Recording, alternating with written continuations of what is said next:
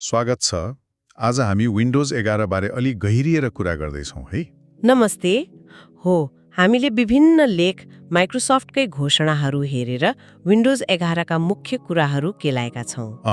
हाम्रो उद्देश्य चाहिँ विन्डोज 11 बारे जान्न चाहने वा भर्खरै चलाउन थालेकाहरूलाई सजिलो भाषामा जानकारी दिनु हो। बिल्कुल, खास गरी 2025 मा आउने अपडेटहरू अनि त्यो विन्डोज 10 को सपोर्ट सकिने मिति पनि नजिकिँदैछ नि, अक्टोबर 2025 मा, त्यसलाई पनि ध्यानमा राखेर। हो नि, धेरैको मनमा छ होला विन्डोज 11 मा जाने कि नजाने, के साँच्चै फरक छ त? ल, यहीँबाट सुरु गरौँ न। 2025 को लागि त एआई मा निकै नै जोड दिएको जस्तो छ नि, हैन? एकदमै। त्यो को पाइलटमा त थुप्रै नयाँ कुरा आउँदैछ, जस्तो को पाइलट भिजन रे, जसले स्क्रिन हेरेरै सल्लाह दिन्छ, अनि सेटिङ्समा गएर ब्लुटुथ अन गर जस्तो कुरा पनि बुझ्ने एआई एजेन्ट। त्यो त सजिलो हुने भयो। अनि फोटोज, पेन्ट, स्निपिङ टुलमा पनि एआईबाट एडिट गर्ने सुविधा थपिँदैछ। तर यो बुझ्नुपर्छ कि यी मध्ये धेरै चाहिँ नयाँ को पाइलट प्लस पीसी भन्नेमा मात्र हुन्छन्। हो र, को पाइलट प्लस पीसीहरूको लागि त त्यो विन्डोज रिकल भन्ने पनि खूब चर्चामा सुनेको थिएँ मैले। त्यो के हो खासमा? हो, रिकल निकै चाखलाग्दो फिचर हो। तपाईले कम्प्युटरमा पहिले के गर्नुभयो, कुन फाइल खोल्नुभयो, कुन वेबसाइट हेर्नुभयो, त्यो सबै यसले सम्झिराख्छ। ओहो। अनि पछि तपाईले मतलब सामान्य भाषामा अस्ति त रातो ड्रेसवाला फोटो कहाँ थियो भनेर खोज्दा पनि भेटाइदिन्छ। गजब। तर यो पनि को पाइलट प्लस पीसीमा मात्र हो, अहिलेलाई त्यही भनिएको छ। अनि अर्को सिमेन्टिक सर्च पनि छ, जसले फाइल खोज्न सजिलो बनाउँछ। गत हप्ताको मिटिङ नोट भनेर खोज्न मिल्ने। अनि क्विक मसिन रिकभरी भन्ने पनि छ। कहिलेकाहीँ कम्प्युटर नखुल्ने समस्या हुन्छ नि, त्यो निलो स्क्रिन आएर। हो, त्यस्तो बेला आफै समस्या समाधान गर्ने कोसिस गर्छ यसले। त्यो निलो स्क्रिनको डिजाइन पनि फेरिएको छ अरे। एआई बाहेक अरू केही छन् त त्यस्ता, मतलब दैनिक प्रयोगमा काम लाग्ने सुधार? मलाई त त्यो स्न्याप लेआउट्स भन्ने मनपर्छ। त्यो त एकदमै उपयोगी छ। एकै पटक धेरै विन्डो मिलाएर राख्न सजिलो हुन्छ नि। म्याक्सिमाइज बटनमा माउस लगेपछि आफै देखाउँछ। हो नि, रिपोर्ट बनाउँदा एकातिर वर्ड अर्कोतिर ब्राउजर, कति सजिलो। हो, त्यो भयो। अनि विडजेट्स प्यानल छ, फाइल एक्सप्लोररमा ट्याबहरू बल्ल आए, अनि वाइफाई 7 को सपोर्ट पनि। यी सबैले प्रयोगलाई सहज बनाउँछन्। ठिक हो, तर यी नयाँ कुरा त भए, धेरैजना त अझै विन्डोज 10 मै हुनुहुन्छ। विन्डोज 10 र 11 मा मुख्य फरक चाहिँ के हुन् त, छोटकरीमा भन्दा? हेर्नुस्, पहिलो त डिजाइनमै फरक देखिहाल्नुहुन्छ। स्टार्ट मेनु टास्क बार बीचमा सरेको छ, आइकनहरू अलि मोडर्न देखिन्छन्। त्यो त हो। अनि पर्फर्मेन्स, खास गरी नयाँ कम्प्युटर छ भने विन्डोज 11 अलि छिटो खुल्छ। डाइरेक्ट स्टोरेज जस्ता फिचर्सले गेम लोड हुन पनि छिटो हुन्छ भनिन्छ। तर सबैभन्दा ठूलो फरक चाहिँ सायद सुरक्षा र एआई नै हो। विन्डोज 11 चलाउन TPM 2.0 भन्ने चिप अनिवार्य चाहिन्छ। यही TPM 2.0 ले गर्दा त कतिपय राम्रै चलिरहेको पुरानो कम्प्युटर पनि अपग्रेड भएन नि, हैन? अलि विवाद भयो नि यो कुरामा। भयो। TPM भनेको ट्रस्टेड प्लेटफर्म मोड्युल हो। यो एउटा सानो चिप हो, हार्डवेयरमै। यसले सेक्योर बुट, बिट लकर जस्तो डिस्क इन्क्रिप्सनलाई सुरक्षित बनाउँछ। मतलब मालवेयर, ऱ्यान्समवेयरबाट बचाउन मद्दत गर्छ। विन्डोज 11 ले संस्करण 2.0 नै चाहिने भनेपछि पुराना मेसिनहरू पछि परे। आफ्नोमा छ कि छैन हेर्न रनमा गएर tpm.msc टाइप गरेर हेर्न सकिन्छ। सजिलो रहेछ। तर अब विन्डोज 10 को सपोर्ट 2025 अक्टोबरमा सकिँदैछ। त्यसपछि सुरक्षा अपडेट आउँदैन। त्यसैले कि त विन्डोज 11 मा जानु पर्यो कि नयाँ डिभाइस लिनु पर्यो। सुरक्षाको हिसाबले यो महत्त्वपूर्ण छ। भनेपछि अपग्रेड गर्ने कारणहरू त बलिए रहेछन्। सुरक्षा बढ्ने भयो, नयाँ कम्प्युटरमा पर्फर्मेन्स राम्रो, एआई का टुलहरू, त्यो स्न्याप लेआउट्स जस्तो मल्टिटास्किङ सजिलो हुने भयो, अनि हेर्दा पनि अलि नयाँ। हो, मुख्य कारण यिनै हुन्। तर सबैले आँखा चिम्लेर गरिहाल्नुपर्छ भन्ने चाहिँ होइन। कस्तो अवस्थामा चाहिँ नगर्दा नि हुन्छ त? जस्तो कम्प्युटर निकै पुरानो छ, TPM 2.0 छैन, वा तपाईलाई कुनै एकदमै पुरानो विशेष सफ्टवेयर चलाउनै पर्छ जुन विन्डोज 11 मा चल्दैन कि भन्ने डर छ भने विन्डोज 10 मै बस्नुपर्ने हुन सक्छ, कम्तीमा सपोर्ट रहुन्जेल। अब कोही भर्खर विन्डोज 11 मा सर्नु भएको छ वा सर्ने सोच्दै हुनुहुन्छ भने उहाँहरूको लागि 2-3 वटा सजिलो टिप्स के छन् कि? छन् नि। पहिलो, मैले अघि भनेको स्न्याप लेआउट्स। कुनै पनि विन्डोको माथि त्यो म्याक्सिमाइज गर्ने बटनमा माउस एकछिन राख्नुस् त, स्क्रिन कसरी मिलाउने भनेर अप्सन देखाउँछ। एकदम सजिलो। हो, त्यो त मैले पनि प्रयोग गर्छु। दोस्रो, विन्की र एच साथै थिच्नुभयो भने भोइस टाइपिङ सुरु हुन्छ। बोलेरै टाइप गर्न मिल्छ। नेपालीमा पनि ठिकै काम गर्छ। त्यो त थाहा थिएन। राम्रो भयो। तेस्रो, कतिलाई त्यो टास्क बार बीचमा आएको मन पर्दैन, त्यसलाई पहिला जस्तै देब्रेतिर सार्न मिल्छ।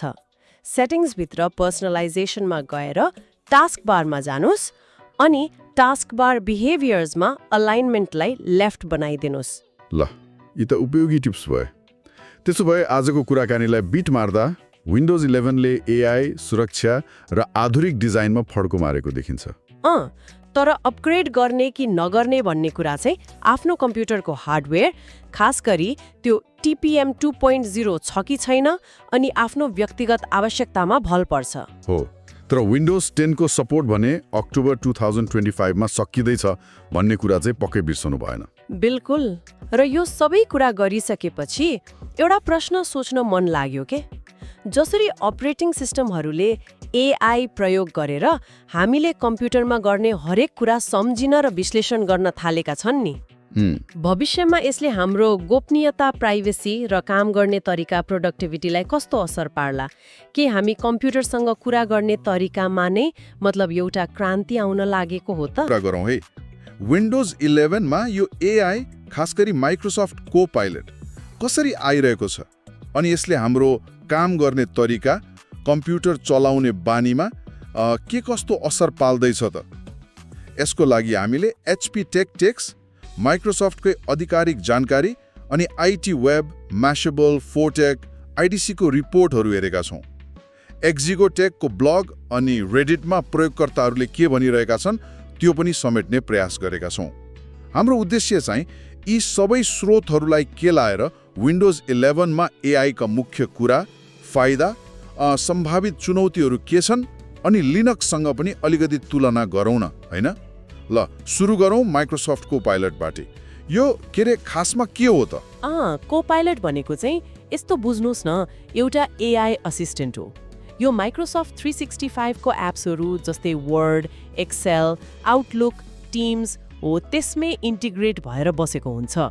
यसको मुख्य काम चाहिँ अब हामीले दिनदिनै गर्ने अलि झन्झट लाग्ने कामहरूलाई सजिलो बनाइदिने हो। जस्तै कस्तो कामहरू नि? अलि उदाहरण दिनु न। धेरै छन्। जस्तै आउटलुकमा मिटिङ सेट गर्नु पर्यो, हैन? त्यो आफै मिलाइदिन्छ। लामो इमेल आयो भने त्यसको सारांश ट्याक्क निकाल्दिने, जवाफ कस्तो लेख्ने भनेर सुझाउने। त्यो त गजब भयो नि। अनि वर्डमा नि तपाईले खाली आइडिया मात्रै दिनुभयो भने त्यसैको आधारमा पहिलो ड्राफ्ट नै तयार पार्न सक्छ वा तपाईले लेखेको कुरालाई अझ राम्रो चिटिक्क पार्न पनि सघाउँछ। एक्सेलमा त झन् धेरै डेटा छ भने त्यसबाट प्याटर्न, ट्रेन्डहरू पत्ता लगाउने, के हुन सक्छ भनेर भविष्यवाणी गर्ने, रिपोर्ट बनाउने, यस्तो कामहरूमा एकदमै सहयोगी हुन्छ। अनि टिम्समा नि? मिटिङहरूमा?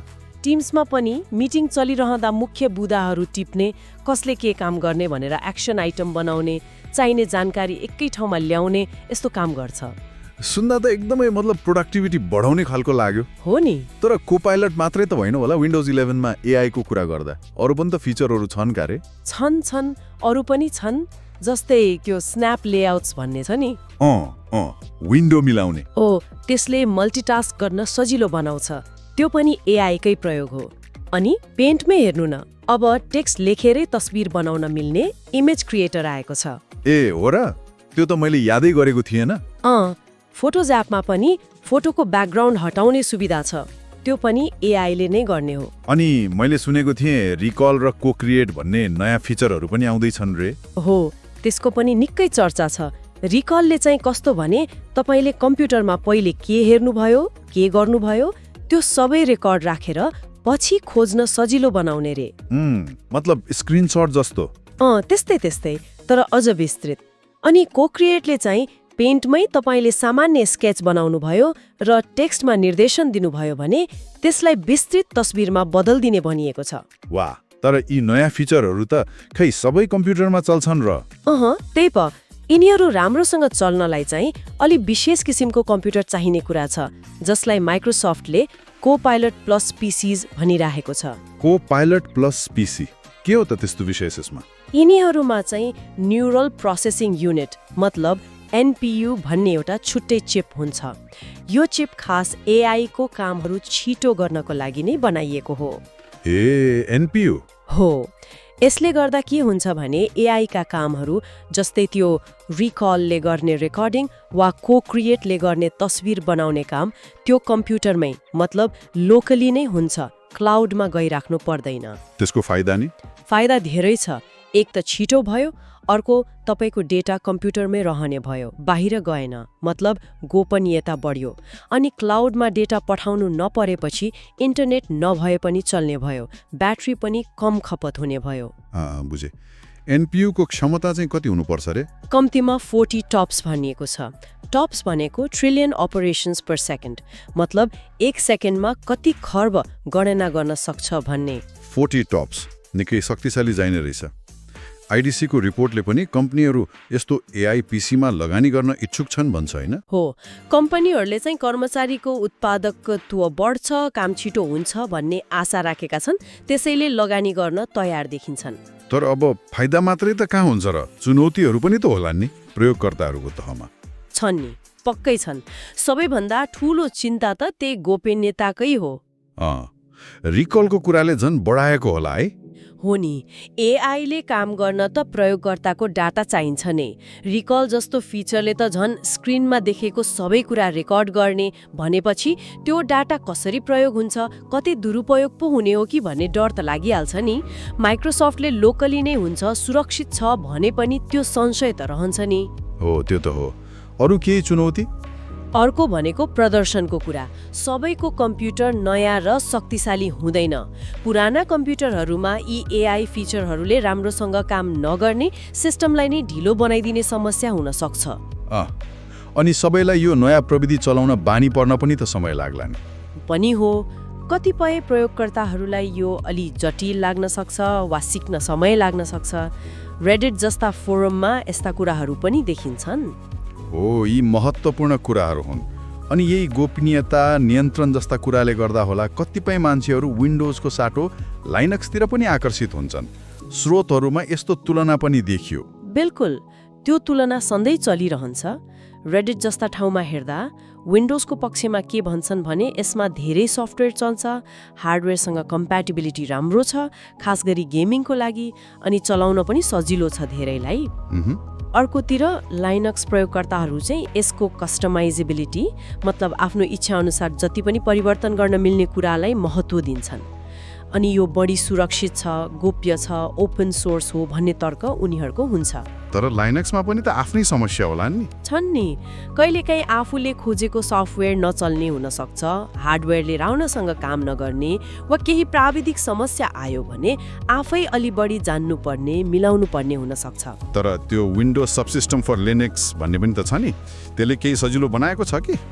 डब्ल्युएसएलले चाहिँ विन्डोज भित्रै लिनक्स कमान्डहरू चलाउन मिल्ने बनाएको छ। त्यसले गर्दा दुवैको फाइदा लिन चाहनेहरूको लागि एउटा विकल्प त दिएको छ। ल अब सारमा भन्नु पर्दा नि विन्डोज 11 मा एआई को यो यात्रा कता जाँदैछ त? सारमा भन्दा विन्डोज 11 र कोपाइलटले एआईलाई हाम्रो कम्प्युटिङ अनुभवको एउटा अभिन्न अङ्ग बनाउन खोजिरहेका छन्। यसले उत्पादकत्व बढाउने ठूलो सम्भावना बोकेको छ, खास गरी ती एनपियु भएका नयाँ कोपाइलट प्लस पीसीहरूमा। तर सँगसँगै गोपनीयता, पुराना हार्डवेयरमा कस्तो चल्छ भन्ने कुरा, अनि प्रयोगकर्ताले यसलाई कति सजिलै अपनाउँछन् भन्ने पक्षहरू पनि उत्तिकै महत्त्वपूर्ण छन्। तिनलाई बेवास्ता गर्न मिल्दैन। यसले एउटा गहिरो प्रश्न पनि उठाउँछ जस्तो लाग्यो मलाई। के एआईले साँच्चै हाम्रो काम गर्ने तरिका, सोच्ने तरिकालाई नै पुरै बदल्दिला त? के यो केवल प्रविधिको अर्को एउटा चरण मात्र हो? अनि हामी प्रयोगकर्ताले यो सुविधा र आफ्नो व्यक्तिगत गोपनीयता बीचको त्यो नाजुक सन्तुलन चाहिँ कसरी कायम राख्ने होला? यो पक्कै पनि सोच्नुपर्ने विचार गर्नुपर्ने विषय हो। आजको लागि यति नै गरौँ होला। धन्यवाद।